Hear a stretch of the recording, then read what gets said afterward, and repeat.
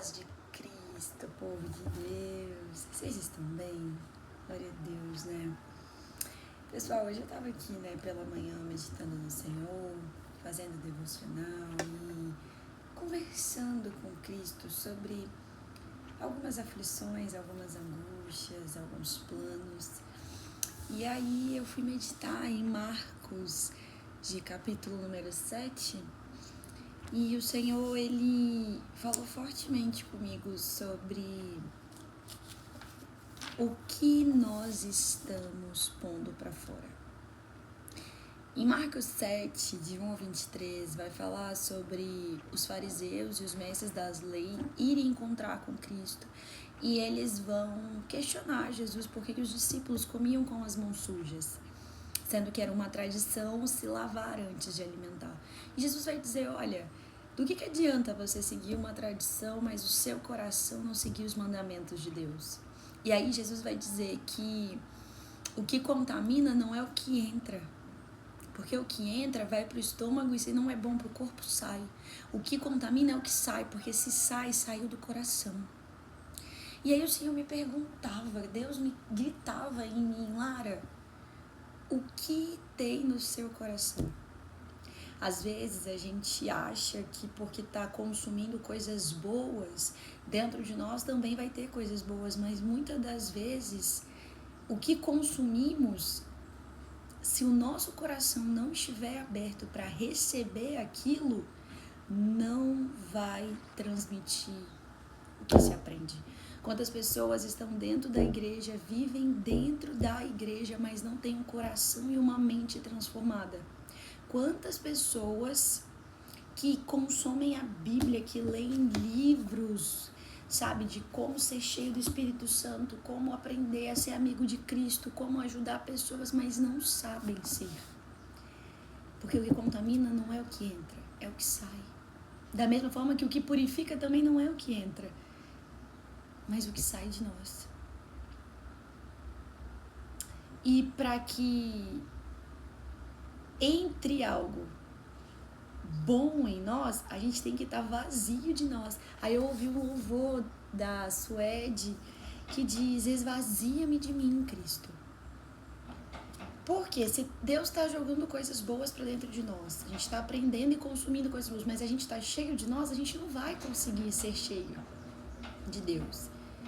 Então a gente tem que pedir para esvaziar o que tem de nós, dentro de nós, nosso ego, a nossa vaidade, a nossa soberba, e deixar Cristo entrar. Ah, mas eu não sou soberbo, ei. O pecado está dentro de nós. A vaidade está em nós. Sabe? Paulo vai dizer na Bíblia que o bem que ele queria fazer, ele não faz, mas o mal todo dia comete. Isso somos nós. Ninguém é 100% bom, ninguém é 100% perfeito. É todo dia buscando a Cristo para matar um pouquinho da carne. Todo dia buscando a Cristo para matar um pouquinho dos nossos medos, dos nossos desafios. E aí Deus, ele é tão maravilhoso que conforme eu fui estudando, ele foi trazendo algumas confirmações e ideias ao meu coração. E aí, no livro do devocional, tinha o seguinte: quais são os meus motivos principais de gratidão hoje? Aí eu comecei a listar, sabe?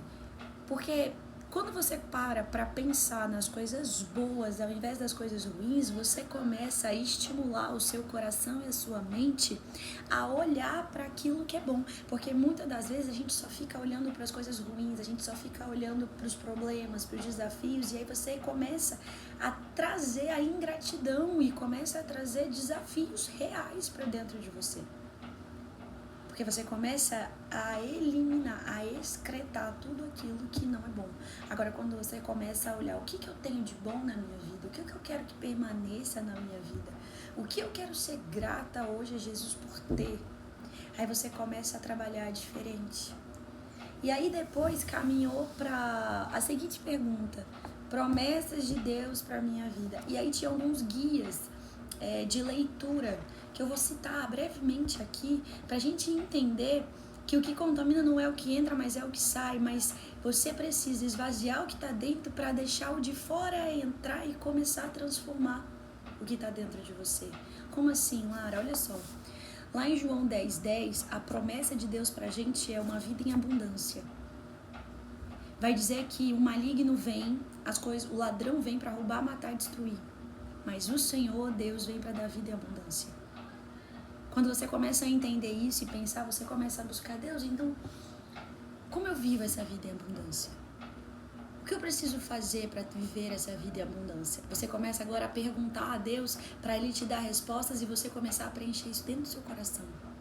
Você começa a desejar ter essa vida em abundância. Você começa a entender que você não quer mais viver a maldade do mundo, não quer mais viver o engano do mundo. Aí a segunda tá em Lucas 11:13, que é sobre o Espírito Santo. É sobre você ter o Espírito Santo Consolador em você.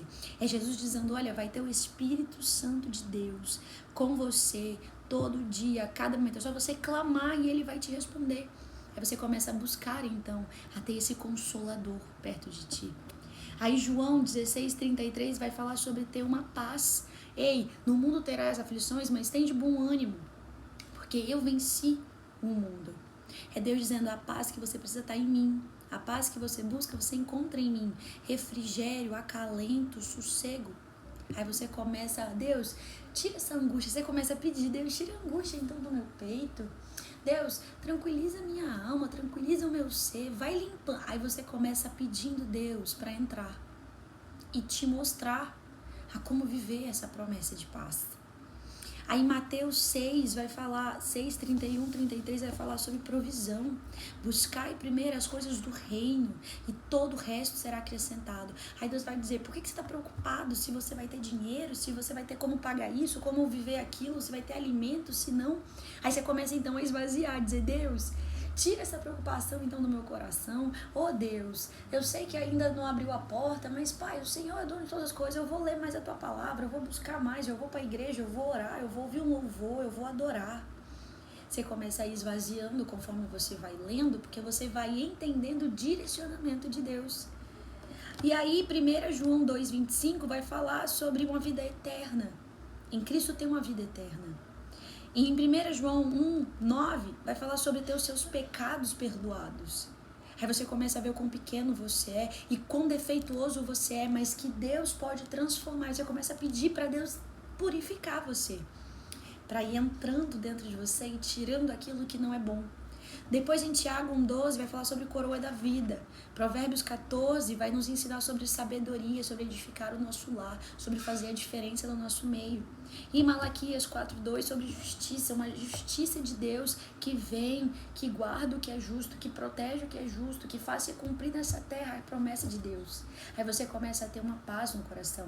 E aí você começa a se contaminar, ao invés de coisas ruins, de coisas boas, de esperança, de paz. E aí eu finalizo agora com algo que está escrito no devocional, no caderno de devocional, que diz, você pode ser forte, porque Ele é forte. Nem todo dia é bom, mas todos os dias você pode escolher olhar para o alto e pedir a Deus que te fortaleça. Nem todo dia é bom, mas em todos eles Deus está contigo, aleluias, e nele você é muito mais que vencedor, glória a Deus. Sabe, aqueles momentos em que nos sentimos para baixo, achamos que nada dá certo e que a vida não tem graça, não é mesmo? Quando isso acontece, é bom estarmos cercados pelas promessas divinas, que nos trazem à memória a certeza de que nosso Salvador está sempre ao nosso lado. Que tal reler algumas das promessas que Deus te fez? É aí que está o se contaminar pelo que é bom.